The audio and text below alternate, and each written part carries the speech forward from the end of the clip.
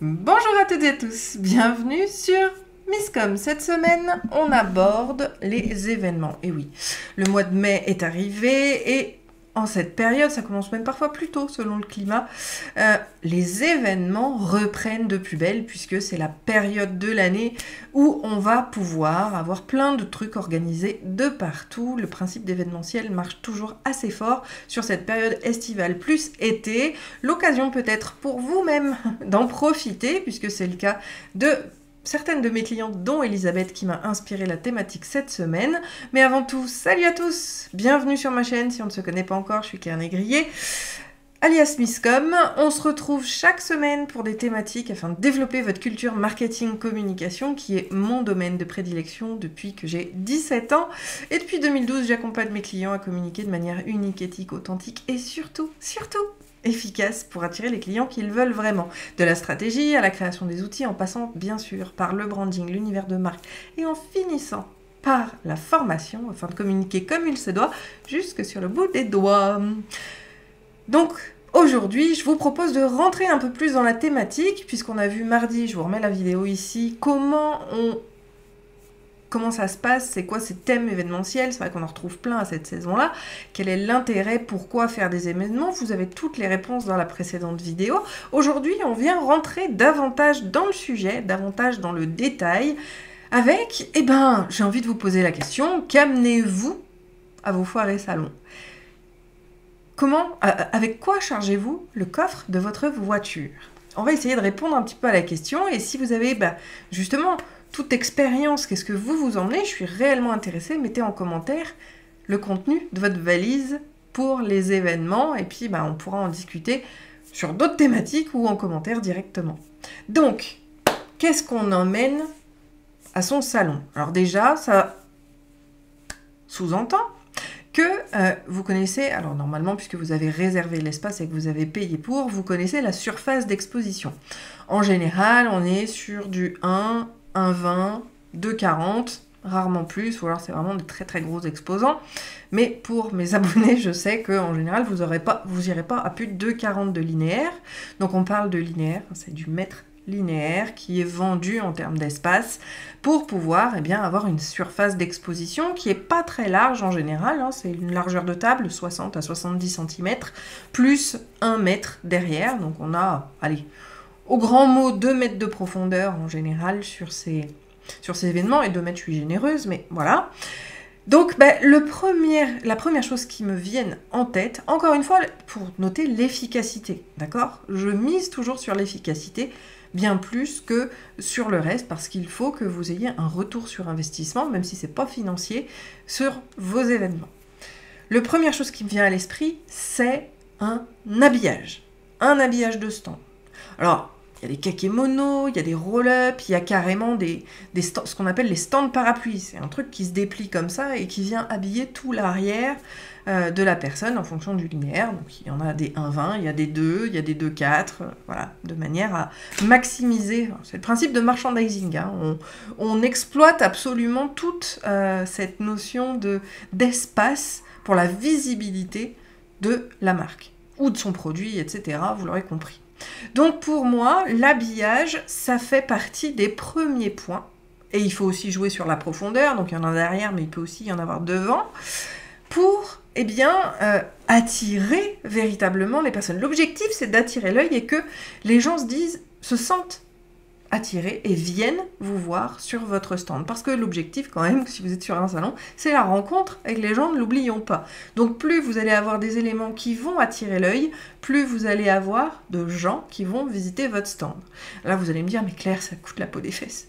Oui, c'est vrai, certains supports vont coûter beaucoup plus cher que d'autres. Le stand parapluie notamment, c'est un des principaux, mais si vraiment vous savez que votre marque, votre entreprise a un très très fort intérêt à faire ces salons-là, je vous assure que l'investissement en vaut la chandelle, et dès lors que vous faites un certain nombre d'événements, et que bien évidemment vous avez testé et assuré que ça avait un bon ROI, vous allez pouvoir investir. Faut jamais faire tout d'un coup, faites-le petit à petit. Mais à côté des stands parapluies, vous avez également des kakémonos, vous avez aussi des roll-up qui sont quand même à moindre prix, qui vont être plus intéressants. Et puis, il y a toujours la méthode radin malin, celle que j'adore, d'accord, où moi je l'ai fait pour certains clients, on a simplement fait des draps qu'on a accrochés derrière, soit avec un fil et des pinces à linge, soit sur les panneaux grillage que l'organisateur mettait à disposition. Et je vous assure que rien que ça va permettre, oui, on l'espère en tout cas, d'attirer l'œil et d'attirer les gens. Mais voilà, quand on va mettre sur le drap, c'est aussi de manière qualitative le plus possible. Donc, il y a plein de méthodes différentes pour pouvoir attirer les gens. Je veux dire, j'en ai vu et je trouve ça génial, et j'avais une cliente qui l'a fait. Elle avait créé des gros ballons remplis d'hélium qu'elle avait suspendus en l'air et qui ont finalement attiré la foule. Alors pas la foule directe qui arrivait, parce qu'il faut un certain recul, mais dès lors que les gens se baladaient dans le salon, arrivaient et se retournaient en tout cas en direction de son stand, voyaient le ballon et assurément les gens sont revenus parce qu'ils trouvaient cette notion de curiosité, mais on y reviendra plus tard. En tout cas, le premier point, c'est vraiment d'avoir un habillage qui vous ressemble. Je parle pas de professionnel. Il faut attirer, oui, mais il faut que ça vous ressemble pour que les gens, eh bien, se rentrent en emphase avec vous, et lorsqu'ils vous rencontrent, il n'y ait pas j'ai perdu mon mot. Il n'y a pas de dissonance cognitive, ça y est, entre ce qui les a attirés et la personne que vous êtes. Ça, c'est toujours hyper important pour moi. Deuxième élément qu'il faut impérativement garder en tête et amener, à mon avis, sur les salons, c'est la documentation. Attention, je rappelle la précédente vidéo, autour de votre objectif. C'est ultra important. Si vous avez la possibilité, je pense à Elisabeth, qui veut maximiser son événement du mois d'août, donc l'idée c'est de mettre en avant, faire la promotion, mettre en avant de cet événement-là, on va bien évidemment orienter tous les supports et un peu le discours aussi autour de cet événement-là. On va prendre les éléments, on va montrer des choses qui se rapportent à l'événement pour donner envie aux gens de venir à cet atelier qu'elle organise. Donc vous, selon votre objectif, il va falloir trouver les supports les plus opportuns. Si vous voulez faire du contact, eh bien là, probablement que les cartes de visite, éventuellement un flyer, mais je ne suis pas convaincue. Mais en tout cas, voilà, tout élément qui va vous permettre de récupérer les coordonnées des gens va avoir un impact beaucoup plus positif et assure la réussite de votre objectif. Donc là, encore une fois, sur la documentation, c'est vraiment en corrélation avec la mission que vous vous donnez vis-à-vis de cette participation à ce salon.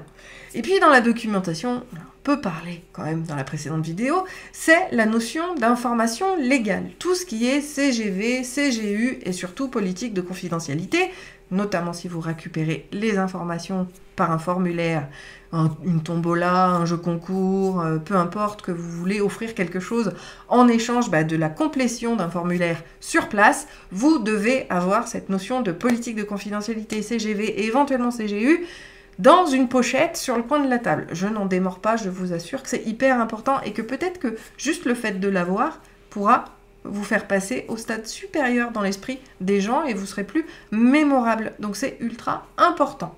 Et d'ailleurs, petit tips, quand vous avez préparé votre formulaire et que vous avez mis la cage à cocher, j'accepte les conditions de la politique de confidentialité, vous mettez entre parenthèses, consultable, demandez-la. Et vous verrez le nombre de personnes qui vont vous demander à la consulter. Et ça crée de l'échange. Et ça permet aux gens de vous retenir dans leur esprit. Ce sont des petits stimuli comme ça qui vont faire la différence, je vous assure. Alors bien évidemment, par rapport à la documentation aussi, si vous êtes dans un objectif et un salon, c'est quand même la prise de contact. On l'a vu, donc au-delà des formulaires de complétion, etc., prévoyez une carte de visite. Et oui, contrairement à ce que nos petits coachs marketeurs vous disent, non, la carte de visite n'est pas morte, ça dépend absolument de ce que vous allez en faire surtout. D'ailleurs, je vous le rappelle et je vous la remettrai en description de la vidéo, j'ai un quiz pour savoir si oui, la carte de visite est faite pour vous ou pas. Il faut savoir comment on gère les choses, comment on fait, comment ça se passe. C'est ultra, ultra important. Donc, la carte de visite, elle peut être papier, mais elle peut être aussi virtuelle. préparez les choses pour que les gens puissent se connecter à vous. L'objectif des événements, en tout cas qui est un objectif principal et inhérent à toute participation, c'est la rencontre, c'est la connexion, c'est le lien, c'est l'échange, c'est la rencontre en vrai avec les gens. Donc surtout, n'hésitez pas à exploiter justement les outils de communication qui sont faits pour cette prise de contact. Et là, pour le coup, la carte de visite aura effectivement un impact assez positif. Alors, n'allez pas imprimer 300 cartes si vous ne faites qu'un seul salon. Attendez peut-être encore une fois le temps d'expérimenter le support avant d'investir justement dans des outils qui vont vous permettre d'améliorer les choses. Ça se passera dans un prochain temps. Pareil, on l'a vu un petit peu, essayez de trouver des choses un peu distinctives, un peu différentes, un peu plus vous, et proposer des éléments qui vont vous permettre justement de faire remplir un formulaire aux visiteurs pour garder le contact, pour avoir un lien avec eux, pour pouvoir faire un retour sur le salon. On l'a vu à la précédente vidéo, l'importance de l'après, c'est aussi en échangeant sur les gens que vous avez rencontrés sur place que vous allez pouvoir partager cet après. Donc là, pour le coup, je pense que le principe de stratégie d'email marketing aura un impact et donc forcément de récupération de données. Autre point, c'est de préparer votre accroche. Préparer en amont, bien sûr, votre présentation. Que ce soit vis-à-vis de l'objectif, je pense encore une fois à Elisabeth vis-à-vis de la promotion de son atelier du mois d'août, il faut que les choses soient carrées, il faut que le discours soit fluide. Oui, on reste humain, oui, on reste soi, mais si on ne sait pas quel mot employer, si on doit chercher ses arguments sur place, on baisse la qualité perçue. Et c'est cette qualité perçue qui va être gage, justement, de réussite, que ce soit celui d'un événement ou de n'importe quelle action de communication. Si vous n'êtes pas à l'aise, si vous êtes hésitant, vous paraissez pas professionnel et par conséquent, vous perdez de l'impact. Donc préparez en amont ce que vous allez pouvoir dire, ce que vous voulez mettre en avant. Gardez-vous aussi des petites feuilles qui vont vous permettre peut-être d'avoir des pense-pas bêtes, comme je les appelle. C'est toujours important et intéressant. Et enfin, le dernier, c'est trouver un petit plus. Trouver le petit plus qui fera la différence. Alors ça, pardon, j'adore mes clientes sur le sujet. Je pense à Sophie, notamment. J'en avais une autre, c'était qui ? Caroline, qui avait proposé des éléments différents mais distinctifs. Sophie, c'était des fleurs en papier qu'elle pliait en origami, qu'elle distribuait à ceux qui s'arrêtaient au stand, avec les coordonnées justement de contact dedans. Ça crée du lien, ça crée une différence, ça crée de l'impact. Je vous parlais de Caroline. Caroline, elle avait créé des petits mantras sur des bouts de papier et que quelqu'un, avant qu'il parte, prenait ce petit bout de papier. Il n'y avait rien de plus qu'une phrase. Et ça avait tout son sens, tout son impact, parce que c'était forcément dans la thématique. Mais voilà, c'est quelque chose qui reste en tête et qui permet d'être mémorable. Pour, encore une fois, gagner en engagement, gagner en visibilité. Parce que, comme je vous le disais dans la précédente vidéo, si on est au milieu de centaines d'exposants, si on n'a pas ce petit plus, en fait, le visiteur, quand il s'en va, il a vu plein de choses, mais il ne se rappelle de rien. Donc si on veut rester mémorable et vraiment bénéficier de son exposition, il faut aussi que les gens puissent repartir avec ce petit plus-là qui fera toute la différence et qui lui permettra soit de vous retrouver sur Internet, soit d'aller vous suivre sur les réseaux sociaux, en tout cas de rentrer dans votre univers un peu plus longtemps qu'une visite sur un stand. Et vous alors, quels sont ces petits plus? Quels sont les éléments que vous emmenez pendant vos événements? On est là pour échanger, c'était mes meilleures idées vis-à-vis de ça et le pourquoi du comment je pensais à ces idées-là, mais je n'ai pas la science infuse, ce n'est pas du tout